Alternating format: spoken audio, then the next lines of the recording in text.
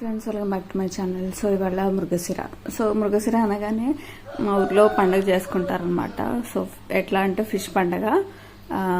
పొద్దున్నే వెళ్ళేసి చెరువులోకి వెళ్ళేసి ఫిషెస్ తీసుకొని వస్తారు అండ్ వాటిని కోసేసి మార్నింగ్ ఫిష్ కర్రీ అయిపోతుంది అనమాట. ఫిష్ కర్రీతో పాటు జొన్న రొట్టెలు ఖచ్చితంగా ఉండాలన్నమాట. సో మేము అదే ప్రిపరేషన్లో ఉన్నాము. సో పొద్దున్నే మా తమ్ముడు వెళ్ళి చెరువు దగ్గరికి వెళ్ళి 2 kgs 1.5 kg ఒకటే ఫిష్ ఉంటే తీసుకొచ్చేసాము.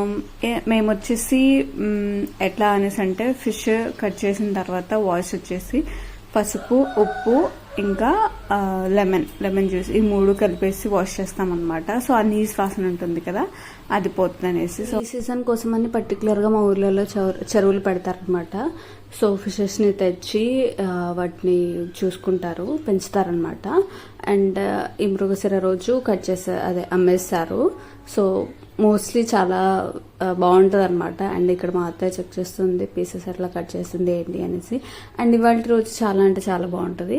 ఇంకొక విషయం ఏంటంటే ఇప్పటి నుంచి ఎండాకాలం పోయి సో వర్షాలు స్టార్ట్ అవుతాయి అనమాట. ఆబ్వియస్లీ వర్షాలు స్టార్ట్ అవుతాయంటే పొలాల్లో పత్తి గింజలు అవన్నీ వేస్తారనమాట.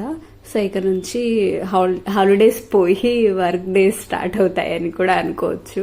సో మార్నింగ్కి మా కర్రీస్ అంతా అయిపోతాయి, ఇంట్లో పనులన్నీ అయిపోతాయి. అండ్ ఇక్కడ మా పిల్లలకి కూడా కొంచెం రిలీఫ్ దొరుకుతుంది వర్షం పడితే అనమాట. ఎండకి పాపం వాళ్ళ హెయిర్తో వాళ్ళు తట్టుకోవడం చాలా కష్టము. అప్పటి చూడండి ఎట్లా నడుస్తున్నారు. సో 10 లోపు మా కర్రీ అయిపోయింది, రెడీ టు ఈట్ అనమాట. అండ్ ఈవినింగ్ అవగానే 3కే వర్షం స్టార్ట్ అయిపోయింది. అండ్ ఇక్కడ నుంచి వర్షం ప్రతిరోజు పడుతుంది. సో అందరికీ మృగశిర శుభాకాంక్షలు.